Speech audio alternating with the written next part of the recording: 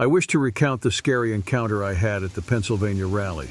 I am called Jake, but I prefer to not reveal everything about myself. I was in the midst of the disorder when things took a turn for the worse that day. It was meant to be just another Trump rally, a significant moment in his campaign. The location was bustling, packed with individuals waving, displaying signs, and cheering enthusiastically. I stood among the crowd, attempting to secure a clear sight of the stage. The feeling of excitement spread easily. I was there with my friend Sam. Sam is a fervent Trump supporter and convinced me to go with him. We drove for hours, all excited to see the man himself. We talked to other people there, everyone in good spirits, waiting for Trump to appear. The atmosphere was charged with expectation, reminiscent of the peace prior to a tempest. When Trump finally took the stage, the crowd went wild. The noise was deafening, a wave of sound covering us. Trump began to speak, and you could feel the energy of the crowd. But then, out of nowhere, everything fell apart. Bang, bang, bang. Multiple shots, screams everywhere, people running and ducking, pure chaos. People were pushing, shoving, trying to get out. I threw myself to the ground, trying to protect myself from whatever was happening. Sam pulled me down with him. It was like a horror movie scene, but it was very real, and there was no pause button. In the madness, I saw the security guards running to shield Trump, forming a human shield. Blood was dripping from his ear. He had been grazed, luckily. Nearby, a guy fell to the ground. It was Corey, a firefighter lying there lifeless. It was heartbreaking. The energy of the crowd turned from electrifying to terrifying in seconds. The arena was now a battlefield, and we were all trying to survive without knowing what was really happening. Trump was escorted around a human shield to the presidential car, and they left.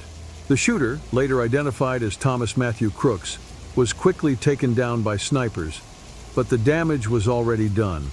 The arena, once full of excitement, now turned into a scene of terror and confusion in seconds. The shooting cast a long shadow over everything. Laughter and applause were replaced by screams of pain and fear. Many people were recording everything that was happening and sending it to YouTube, Instagram, X, and all possible networks, sharing in real time what was happening. The initial emergency personnel arrived promptly, assisting the wounded and attempting to restore control.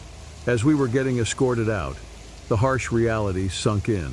What was expected to be a significant political occurrence transformed into a disaster, serving as a harsh reminder of how swiftly events can unravel. The difference was surreal. Vibrant flags and flickering lights now appeared as a harsh imitation of the unfolding horror. Luckily, Trump managed to survive simply by chance. May God grant him blessings to prevent a reoccurrence of this situation. I couldn't stop thinking about the sounds of the shots, people running in fear, and how close I was to death for days. The news of the incident took over the headlines globally, casting a shadow over all other news. I keep replaying the scene in my mind repeatedly. On our journey back, we discussed the details and how we were at risk without being aware. It was evident that this rally was not simply like any other. It was a wake-up call, a warning that we must stay alert, as violence can happen at any place or time. The path forward appeared shadowed and menacing, a reminder of the fear we had endured. I picture that the others implicated are experiencing challenging situations, and I ask God to bring comfort to their families. At home, the news was relentless. Every channel, every newspaper, every social media feed was full of the story. People were debating, discussing, pointing fingers. But for those of us who were there, it was something deeper, more personal. We were the ones who lived it, who felt the fear firsthand just like the other hundreds of people. Later that evening, I stayed in my room and reflected on everything. I couldn't ignore the irony of going to a rally for a leader known for their strong position on law and order, yet witnessing such chaos and hostility. It appeared as though the world had been turned upside down. My friend and I stay in frequent contact, trying to support each other. We talk about that day, about how it changed us. There was a bond between us now, forged in the furnace of shared trauma. I realized then that I had changed, that I would never be the same carefree person I was before that rally. This experience is etched in my memory, a dark chapter in the 2024 presidential race that none of us who were there will ever forget. But we cannot let fear win. We have to rise, stronger and united, determined to create a future where such horrors never happen again. Every step forward is a step toward regaining our sense of security, our sense of community. Therefore, I am presenting my account of that specific day to all of you, not to seek attention, but to stress the importance of staying alert and united against fear for everyone. Ultimately, our togetherness and solidarity as a community is what will propel us into the future. Like and subscribe if you are enjoying.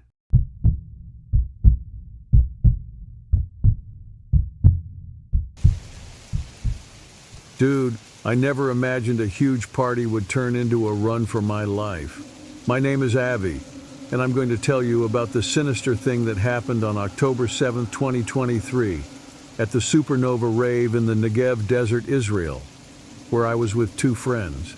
We arrived late Friday night from Tel Aviv. The desert air was wonderful, and the stars above seemed to twinkle, promising an incredible night. The beats from the stage made the ground shake, and everyone was in a great mood. Dancing under that sky was like magic, you know? As the night went on, there was an incredible vibe of peace. I was with my pals, Yael and Eitan. We stayed there, dancing until dawn, watching the sunrise paint the sky like a picture. It seemed like nothing could go wrong. But then, in the early morning, things got crazy. I looked up and saw things cutting through the sky, followed by loud bangs. Panic spread like wildfire. The music stopped, and everything turned into chaos. Suddenly, people started falling from the sky, dark shapes against the morning sky. For a second, I thought it was some kind of hardcore performance. Then the gunfire started. Some Hamas militants were invading the party, shooting at everyone. The crowd yelled and fled in all directions. Yael and Eitan ran with me towards the parking lot. The sound of shots could be heard everywhere, and the smell of gunpowder was strong. People were falling in large numbers. The parking area was a disaster, with cars riddled with holes and individuals sprawled on the ground. We reached our car, but it was clear we couldn't stay. The Hamas militants were everywhere. We needed to get out immediately. We abandoned the car and ran into the desert with nowhere to hide. My heart was racing, and every breath felt like fire. We ran for a long time, hiding wherever we could. At one point, we found some rocks, but the fear of being found kept us from stopping for long. We paused briefly to catch our breath. Yael's eyes were wide with terror, and Eitan looked incredibly determined. After a lot of hardship, we reached a small farm. By then, about 10 survivors had joined us. Our quivering voices called the police, who stated they were unable to do anything. It seemed as if the entire world had abandoned us. We stayed there, huddled together, hearing trucks passing by, the terrorists hunting for more victims. We stayed quiet, every little noise making our hearts race. Occasionally, we heard distant gunshots and explosions, reminding us the danger was still there. Around noon, after hours of tension, an opportunity came. 2 trucks full of terrorists left the area. We took our chance and ran to the main road. Exhausted and terrified, we finally found an IDF patrol. The soldiers understood the situation immediately and took us to a safe place. The relief was overwhelming. At a nearby medical post, they treated our injuries, both physical and emotional. The images from the festival continued to flash in my thoughts, highlighting how near we were to facing death. Reclining in the hospital bed, I couldn't stop thinking about the events that had unfolded. The party's excitement, unexpected assault, and frantic getaway was an intense experience that left me feeling shaken. The individuals who lost their lives to senseless violence were constantly on my mind, unable to be forgotten. In the days that came after, numerous stories about the attack filled the media. Survivors shared their experiences, each more harrowing than the last. The world seemed in shock, trying to understand the madness of it all. But for those of us who were there, the terror was far from over. Nightmares kept us from sleeping, and any loud noise made us jump. The fear of the desert stuck to us like glue. Weeks turned into months, and life went on. But for us survivors, the scars remained. We tried to find comfort in sharing our pain. Healing was slow, but it happened. The memory of that day never diminishes. It serves as a harsh reality check of how quickly life can change. The fear from that day will never leave me, yet I draw courage from the fact that I made it through. We all made it through. The inquiries are incessant. What was the reason for it occurring? Is there a possibility that it could have been avoided? Can it happen once more? There are no simple solutions, only the peculiar tranquility of confronting the unthinkable and surviving to recount the tale. The assault at the supernova rave went beyond being just an act of terror. It was surprising, serving as a prompt about the negative aspects of the world. The marks might diminish, but the recollections endure eternally. This is my story, as well as the story of numerous others who lived through that terrible day. We must unite to gather the bravery to heal and remember those we have lost, to prevent such a tragedy from being forgotten.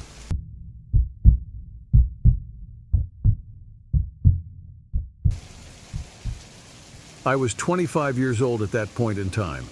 I will identify myself as Mitchell, and I have consistently been a huge fan of Salman Rushdie. His books provided me with continual inspiration as I pursued my own writing career. Upon learning he would be in New York for a literary function, I promptly secured my ticket. I got to the literary event ahead of schedule.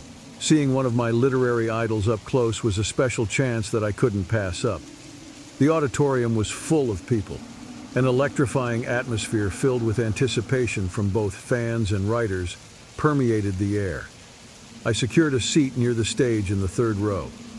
I got comfortable, pulled out my notebook and pen, prepared to write down every word of the speech. Salman Rushdie stepped onto the platform and started talking. Everyone's attention was held by his clear and captivating voice. However, I observed a sneaky figure moving quietly alongside the auditorium. Before anyone could respond, Rushdie was quickly attacked by the figure as it approached the stage. The assailant stabbed Rushdie repeatedly. The auditorium erupted in panic. Screams everywhere. Chairs overturned. People ran desperately in all directions. I froze, in shock and terror. I saw the blood on the stage and felt a visceral fear. Suddenly, the attacker began moving through the crowd, trying to escape. I realized the danger was still present.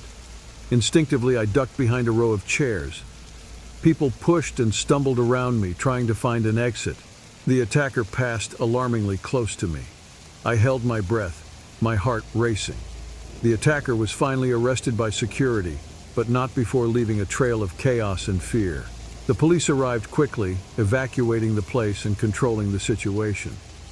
I remained seated, processing what had just happened. I saw Rushdie being rushed into an ambulance, fighting for his life. As more police and ambulances arrived, the police approached me, and I gave my statement as a witness. I described the man who attacked and everything I saw during the attack. In the days that came after, I couldn't get rid of the memory of the assault from my thoughts. The experience changed me profoundly. I decided to write about that day, about the violence and fear, and about Salman Rushdie's resilience. In my tribute to Salman Rushdie, I wrote in the following days this sentence: Salman Rushdie is a symbol of resilience and courage. He faced the darkness with unwavering strength, even when violence tried to silence him. His spirit continues to inspire millions, and his voice, despite attempts to silence it, will never be forgotten. Rushdie is not just a writer. He is an inspiration. May his recovery be swift and his voice stronger than ever. It's been a while since the incident occurred, and I am relieved that he is fine now and wish for no repeat of such an event in the future. Thank you for watching until the end. Like and subscribe to the channel. See you in the next video.